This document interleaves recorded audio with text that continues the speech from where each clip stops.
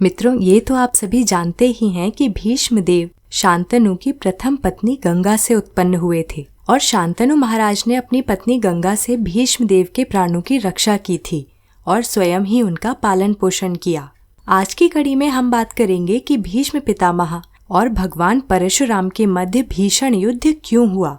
मित्रों, इस युद्ध का कारण एक स्त्री थी। संपूर्ण जानकारी के लिए इस वीडियो को कृपया पूरा देखिए और यदि आप इस चैनल पर नए हैं तो सब्सक्राइब करना बिल्कुल ना भूलें।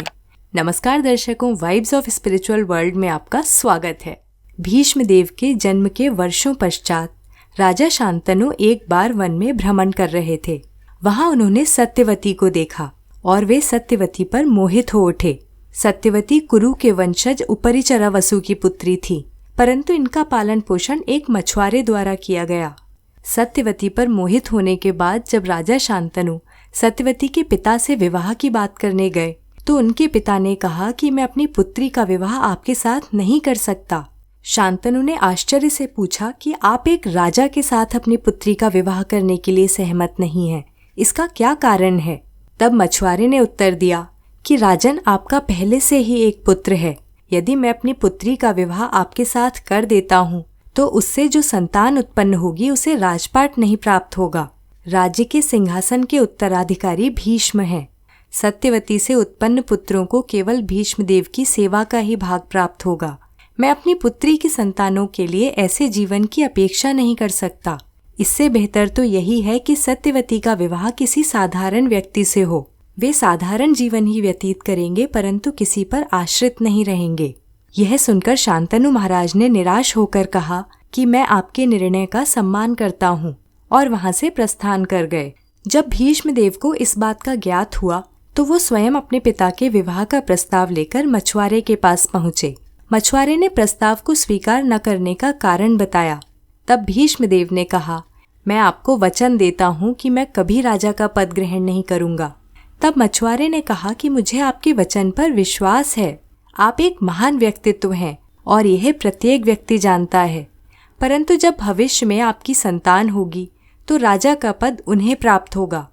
तब भीष्म ने मछुआरे के सामने यह प्रतिज्ञा ली कि मैं कभी विवाह नहीं करूँगा और आजीवन ब्रह्मचर्य का पालन करूँगा।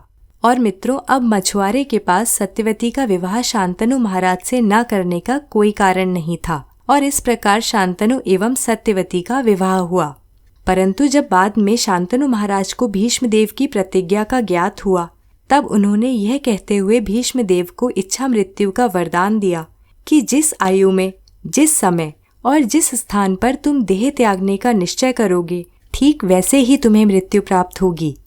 सत्यवती से शांतनु महाराज को 2 पुत्रों की प्राप्ति हुई जिनके नाम चित्रांगद और विचित्रवीर्य थे। किशोरावस्था में ही चित्रांगद और एक गंधर्व जिसका नाम भी चित्रांगद था के मध्य युद्ध में गंधर्व चित्रांगद ने शांतनु पुत्र चित्रांगद की हत्या कर दी। अब राज्य के सिंहासन के उत्तराधिकारी विचित्रवीर्य थे। कुछ समय पश्चात शांतनु महाराज भी मृत्यु को प्राप्त हुए और विचित्रवीर्य ने राजा का पद ग्रहण किया। अब विचित्रवीर्य के विवाह का समय था।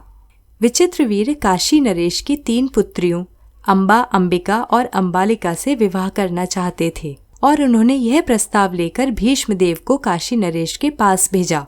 परंतु काशी नरेश अपनी पुत्रियों का विवाह किसी और से करना चाहते थे, इसलिए भीष्म देव द्वारा लाए गए प्रस्ताव को उन्होंने स्वीकार नहीं किया, जिसके परिणाम स्वरूप भीष्म देव ने अम्बा, अंबिका और अंबालिका का अपहरण कर लिया और उन्हें हस्तिनापुर ले आए, जिससे उन तीनों का विवाह विचित्रवीर्य के साथ हो सके।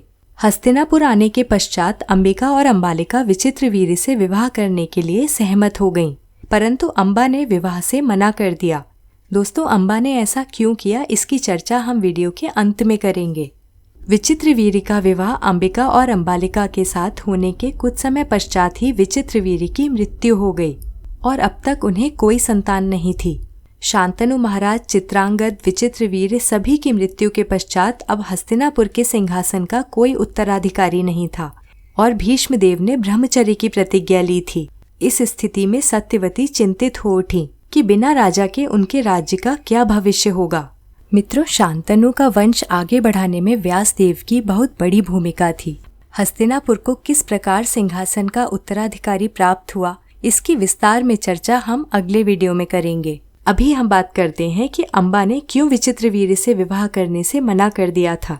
मित्रों, जब भीष्मदेव काशी से अम्बा, अंबिका और अम्बालिका को हस्तिनापुर लेकर आए, तब अम्बा ने सोचा कि भीष्म स्वयं उनसे विवाह करेंगे और वे भीष्म पर मोहित हो गई थीं। परंतु जब उन्हें ज्ञात हुआ कि यह विवाह का प्रस्ताव भीष्म नहीं अपितु विचित्रवीर्य के लिए है, तब अम्बा बहुत हताश हुई और हठ करने लगी कि उन्हें भीष्मदेव से ही विवाह करना है। परंतु भीष्मदेव ने तो ब्रह्मचर्य की प्रतिज्ञा ली थी, इसलिए उन्होंने अम्बा से कहा कि वो विवाह नहीं कर सकते। उस समय में क्षत्रिय सिद्धांत के अनुसार यदि कोई कन्या किसी क्षत्रिय के पास जाकर विवाह का प्रस्ताव रखे तो वो इस प्रस्ताव को अस्वीकार नहीं कर सकता था। परंतु भीष्म विवाह न करने के लिए विवश थे। यहाँ तक कि भीष्म ने संपूर्ण व्याख्यान करने का भी प्रयास किया, परंतु अम्बा कुछ सुनने के लिए सहमत नहीं थी। भीष्मदेव अपनी प्रतिज्ञा पर अडिग रहे। अम्बा भी क्षत्रिय राजकुमारी थी, वो भी अपनी बात पर अडिग थी। उन्होंने ठान लिया था कि उन्हें भीष्मदेव से ही विवाह करना है। तब अम्बा ने निश्चय किया कि वो भीष्म के गुरु के पास जाएंगी। यदि गुरु की आज्ञा होगी तो शिष्य को उसका पालन करना ही पड़ेगा। मित्रों, भीष्मदेव के गुरु और कोई नहीं अपितु परम शक्तिशाली भगवान परशुराम थे, जिनमें मस्तिष्क और वायु की गति से युद्ध करने की शक्ति थी। जब अम्बा गुरु परशुराम के पास पहुंची और अपनी व्यथा कही तो परशुराम उनकी बात का खंडन नहीं कर सके और भीष्म से वार्तालाप करने के लिए सहमत हुए। जब परशुराम ने भीष्म से कहा कि वो अम्बा से विवाह कर लें, तब भीष्मदेव ने अथाह सम्मान देते हुए कहा कि आप मेरे गुरु हैं, आपका प्रत्येक आदेश मुझे स्वीकार है, परंतु यहाँ मैं विवश हूँ। इसके लिए आप जो दंड देंगे वो मुझे स्वीकार है। तब परशुराम ने कहा कि तुम्हें मुझसे युद्ध करना होगा। यदि तुम पराजित होते हो तो तुम्हें अम्बा के साथ विवाह करना होगा।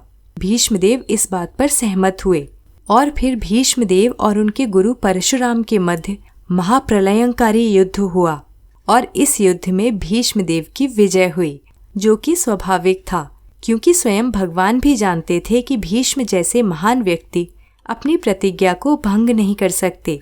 इसलिए युद्ध में पराजित होना भी भगवान की लीला ही थी। अपने शिष्य का पराक्रम देख परशुराम बहुत प्रसन्न हुए और उन्हें आशीर्वाद दिया कि उनकी ब्रह्मचर्य की प्रतिज्ञा आजीवन बनी रहे। दूसरी ओर जब अम्बा की भीष्मदेव से विवाह करने की इच्छा पूर्ण नहीं हुई तो वो बहुत क्रोधित हो उठी। वो जानती थी कि इस जन्म में उनकी यह इच्छा पूरी नहीं हो सकती, इसलिए उन्होंने दृढ़ निश्चय किया कि वो तपस्या करके अगले जन्म में इतनी शक्तिशाली बनेंगी कि भीष्मदेव का वध कर सकें।